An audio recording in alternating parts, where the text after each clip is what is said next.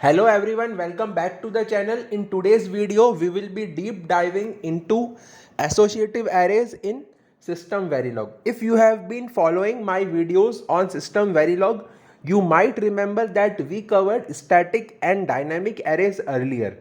Today, we are going to see how associative arrays take it further by allowing us to use non-integer index along with some special methods like first, last, previous and next. So let's get started. So associative arrays are useful when the data does not follow a sequential pattern. So here you can see the declaration of associative array is straightforward. I have written int array underscore k, which is the name, and then star. So the star denotes the index, and I am using integers as indexes, but we can use strings also. So here you can see I have declared this array of 6 elements. So in the line number 29 you can see that 6 is the index and the value is 4. So it is very much similar to the dictionary in Python. Then in the line number 34 you can see that the index is 14 and value is 24. So first we will see the exist method. So that through the exist method we can check if a key exists in the associative array before accessing it using exist method. So here you can see we are checking whether an element is present at index number 7. So it will display that if the element is not present, it will display the element is not present at index number 7. So here you can see also that there is no element at index number 7. So it will display that. Then in the line number 45 you can see we are discussing the first and the last method.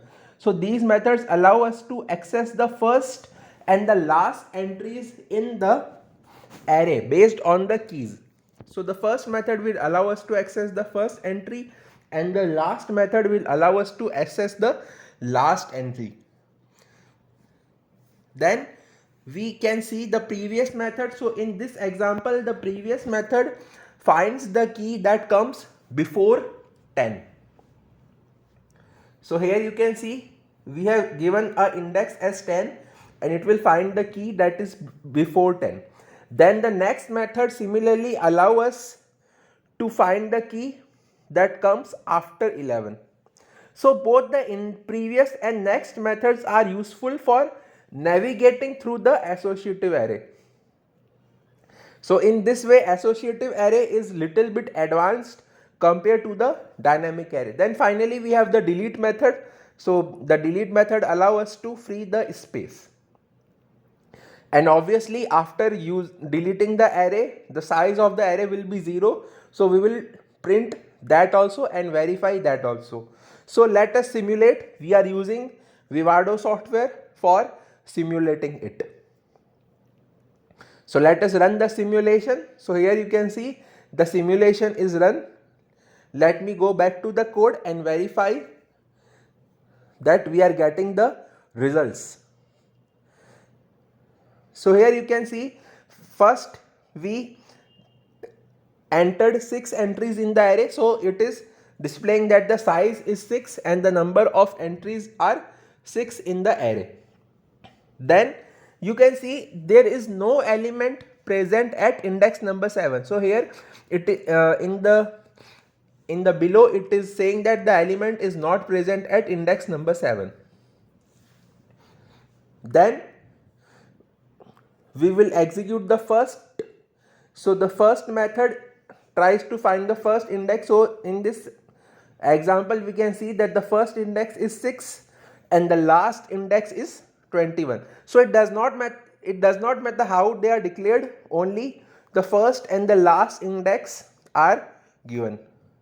Then the previous index of 10 is obviously 8 and the next index of 11 is 14, and after deleting the array size becomes 0. So here you can see that it is simulating properly. So let us try to go even deeper into this. So the associative arrays can use either integer or non-integer keys as index that we seen. Then associative arrays. So let me change this index. Okay, so as I told earlier that associative arrays are very much similar to the dictionaries. Using the exist method, we can see if a key exists in the associative array. So we checked for the key number 7 and the key number 7 was not existing.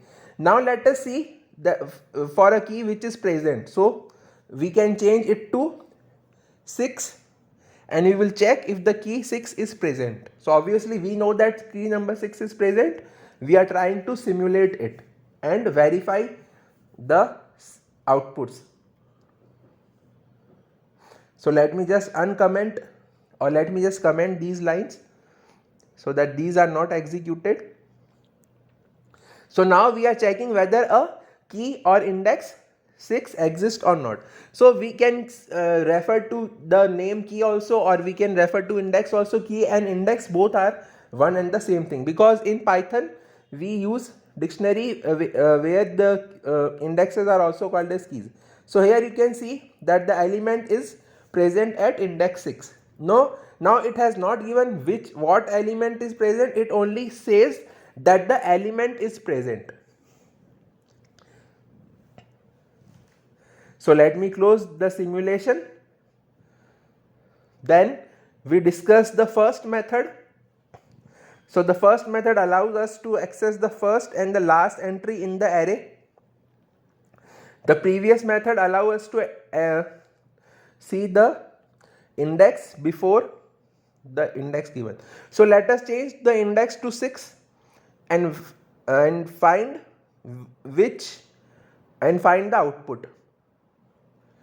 So we know that the first index is 6. So just for experimental purpose or just for simulation purpose, we are doing this. So here you can see the output.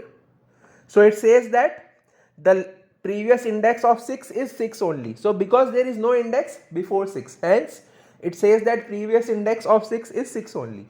So in today's video we covered the powerful associative arrays in System Verilog and explored how to use methods like first, last, next and previous to navigate through the array. If you found this video helpful, please give it a like, share it and subscribe to the channel for more System Verilog content, also for more content on VLSI. Thanks for watching and I will see you in the next video.